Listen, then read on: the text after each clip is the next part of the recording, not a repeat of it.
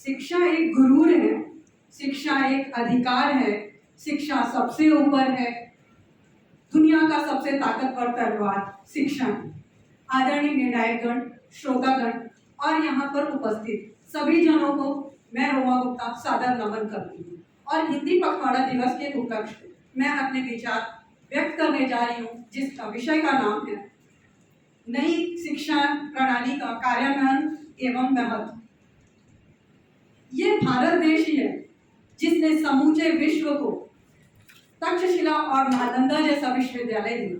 यह भारत देश ही है जिसने शल्य चिकित्सा, शून्य और ज्यामिति के ज्ञान को पूरे विश्व में अवगत कराया। और यही भारत देश है जहाँ सर्वे भवन्तु सुखिनः, सर्वे सन्तु निरामया और वसुधैव कुटुम्बकम जैसे सिद्धांत को सर्वोपरि रखा। लेकिन बाद में अंग्रेज आए, शिक्षा व्यवस्था पर ऐसा कठोराघात किया, सर्वप्रथम हमारे धार्मिक ग्रंथों पर प्रहार किया, पौराणिक इतिहास को तब्दील करके आधुनिक इतिहास में किया और समूचे युवा व्यवस्था, युवा पीढ़ी को भारतीयता से काटने का कार्य किया, जिसके आधार स्तंभ बने लॉर्ड मैकॉले। वर्तमान शिक्षा प्रणाली जो थी वो लॉर्ड मैकॉले पे ही आधारित थी। महोदय, विडंबना तो देखिए इसकी किस प्रकार से थी इस शिक्षा प्रणाली की।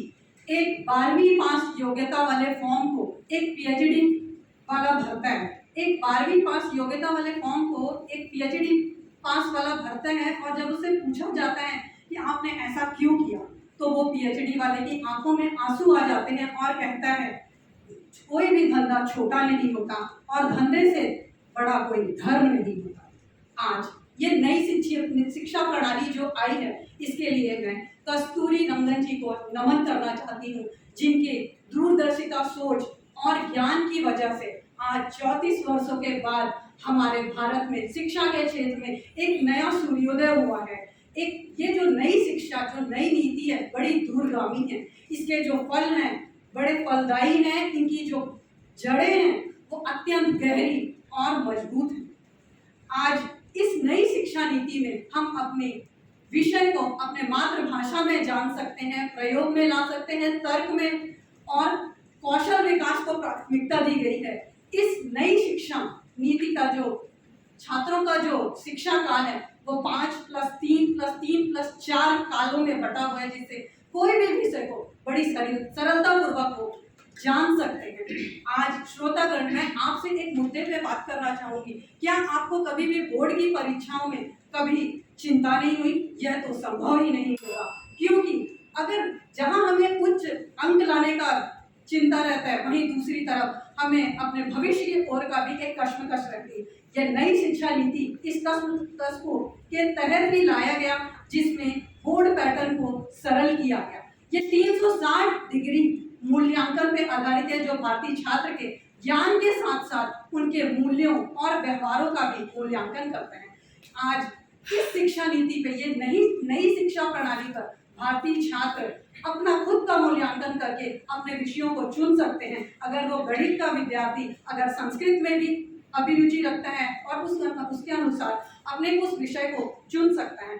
आज इस शिक्षा नीति के ही महत्व पे मैं एक छोटे से देश जापान देश के बारे में कहना चाहूंगी, जिसने कौशल और तकनीक के बल पर आज वह एक विकसित देश का दर्जा प्राप्त कर चुका है। जो तकनीक और कौशल का बल एक छोटा बिंदु नहीं है इस नई शिक्षा नीति पे।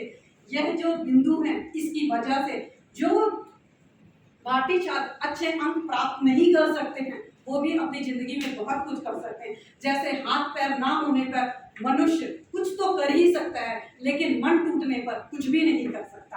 और यह जो नई शिक्षा नीति है वो मन जोड़ने के लिए ही बनाई गई है। यहाँ पे स्नातक करने के 3 या 4 साल का एक प्रावधान दिया गया है, कई मल्टीपल एग्जिट ऑप्शन, कई विकल्प दिए गए हैं निकास के।